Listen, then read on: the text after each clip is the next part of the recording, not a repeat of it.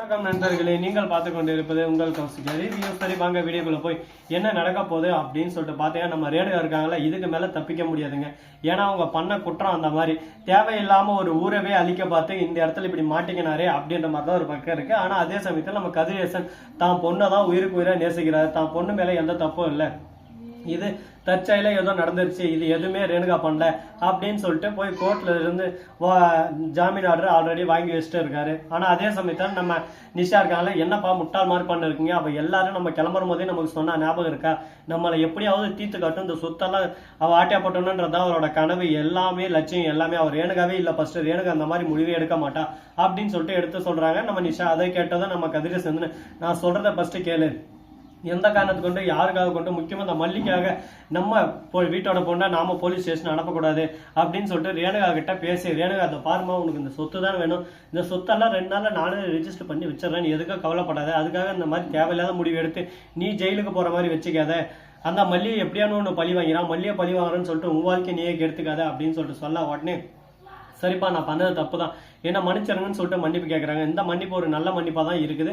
இதுக்கப்புறம் என்ன நடக்க போகுது ஏது நடக்க போகுது அப்படின்னு சொல்லிட்டு பார்த்தீங்கன்னா, நம்ம கதிரேசன் இருக்காருல, அவரு பண்ண விஷயம் ரொம்பவே ஒரு பக்கம் அட்ராக்டாகவும் இருக்கு, அன்பாகவும் இருக்கு, அரவணைப்பாகவும் இருக்கு, சந்தோஷப்படுற ஒரு விஷயம் தான். சரி இதெல்லாம் ஒரு பக்கம் போயிட்டு சொல்லிட்டு விட்டாலும் அதே சமயத்தில் மறுபக்கம் என்ன நடக்க போகுது அப்படின்னு சொல்லிட்டு பார்த்தீங்கன்னா, கரெக்டாக நம்ம விஜய் இருக்காருல, அவருங்கன்னு ஒரு பக்கம் வராரு. வந்த உடனே ரேணுகா நீ எல்லாம் ஒரு பொண்ணு அடி, எதுக்கடி இந்த மாதிரி தேவையில்லாத வேலையெல்லாம் செஞ்சுன்னு இருக்கா, உன்னெல்லாம் பெத்தாங்களா என்ன பண்ணாங்கன்னு சொல்லிட்டு இல்லை, தேவையில்லாம எப்படி ஒரு குடும்பத்தை அழிக்கணும்னு சொல்லிட்டு நினைக்கிறேன், உனக்கெல்லாம் வெக்கமா வெளியே சொத்துன்னு சொத்துக்காக இப்படி அலையிற, அப்படி என்னடி உனக்கு காசுன்னு, நான் எந்த அளவு கஷ்டத்துல இருக்க தெரியுமா விஜய், நான் இந்த மாதிரி பண்ணுவேன்னு நினைக்கிறீங்களா, உங்க மேல உசுரே வச்சுட்டு இருக்கேன், ஆனா நீங்க ஏதோ என்ன கேவலமா ட்ரீட் பண்றீங்க, அந்த மல்லி தான் உங்களுக்கு எல்லான்ற மாதிரி நீங்க பேசிட்டு இருக்கீங்க. இப்ப கூட நான் ஏன்னா உங்க உயிரே நீ தான் எனக்கு முக்கியம் அப்படின்னு சொல்லிட்டு சொன்னீங்க, ஆனா அது எதுவுமே உண்மை இல்லை, உங்களுக்கு முக்கியம் மல்லி தான், மல்லிக்காக நீங்க என்ன வேணாலும் பண்ணுவீங்க, ஆனா எனக்காக எதுவுமே பண்ண மாட்டீங்க, என் மேல உங்களுக்கு அன்பே இல்லை, ஆனா நீங்க அன்பு இருக்கிற மாதிரி நடிச்சுன்னு இருக்கீங்க.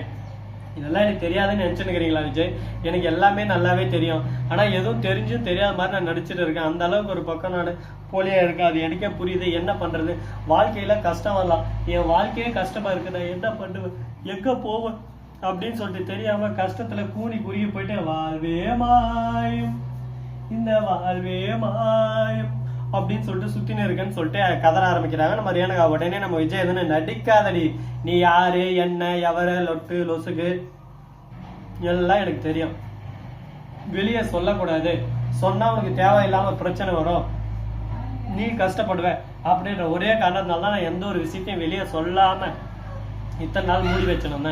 இதுக்கு மேலே மூடி வைக்க முடியாது, உண்மை எது பொய் எது அப்படின்ற விஷயத்த கூடிய சீக்கிரம் உனக்கு தெரிவிக்க தான் போறேன். அதை தெரிஞ்சுன்னு ஒரு பக்கம் அணுவானுவா சித்திரவாதப்பட போற, ஐயோ தப்பு பண்ணிட்டோம்னு சொல்லிட்டு நீ வாழ்க்கையில கஷ்டப்பட போற, அது மட்டும் நிச்சயம் அப்படின்னு சொல்லிட்டு சொல்லுங்க.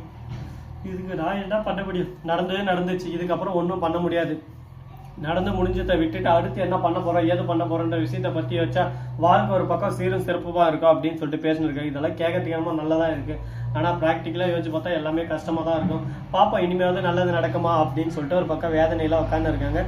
வேதனை மேல் வேதனை சோதனை மேல் சோதனை அப்படின்ற மாதிரி தான் ஒரு பக்கம் புலம்பிட்டு இருக்காங்க. சரி இருக்கட்டும், எவ்வளவோ பிரச்சனையெல்லாம் தாண்டி தான் இந்த இடத்துக்கு வந்திருக்கோம், இனிமே என்னடா பிரச்சனை வந்துருப்போது, நம்ம வாழ்க்கையில நம்ம பார்க்காத பிரச்சனையா அப்படின்ற மாதிரி தான் ஒரு பக்கம் போய் போலீஸ் எல்லாம் வந்து நம்ம ரேணுகாவை கைது செய்யறாங்க. ரேணுகா ஒரு பக்கம், அம்மா நான் போக மாட்டேன், அப்பா நான் போக மாட்டேன், என்னை கைது செய்யாதீங்க, எந்த தப்பு செய்யல, என்னை விட்டுருங்க அப்படின்னு சொல்லிட்டு கதற ஆரம்பிக்கிறாங்க.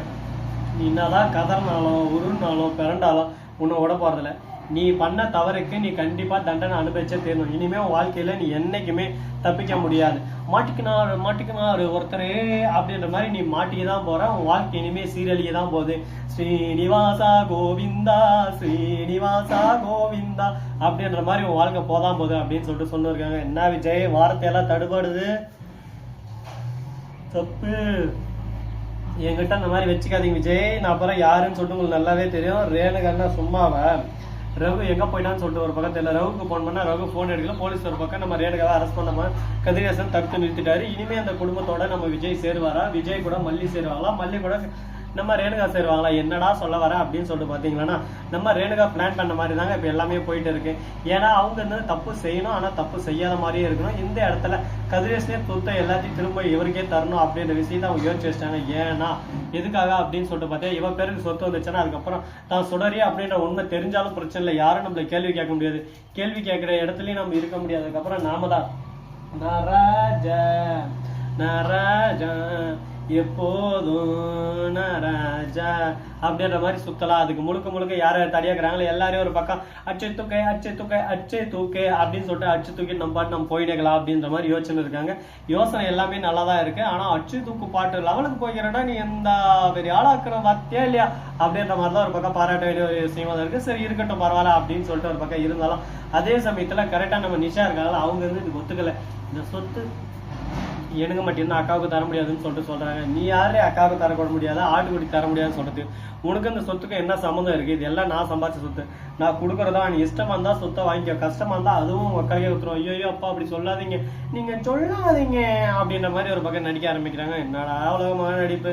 இந்த வீடியோ பிடிச்சிருந்தா லைக் பண்ணுங்க, கமெண்ட் பண்ணுங்க, ஷேர் பண்ணுங்க, டிண்டிங் பெல்ல தட்டி விட்டு போங்க. அப்பதான் நான் போற அடுத்தடுத்த உடனுக்குடன் நோட்டிபிகேஷன்ல வந்து கொண்டே இருக்கும். மிக்க நன்றி. தேங்க்ஸ் ஃபார் வாட்சிங். Tata, see you. நன்றி, வணக்கம், வந்தனம், வருக தருக.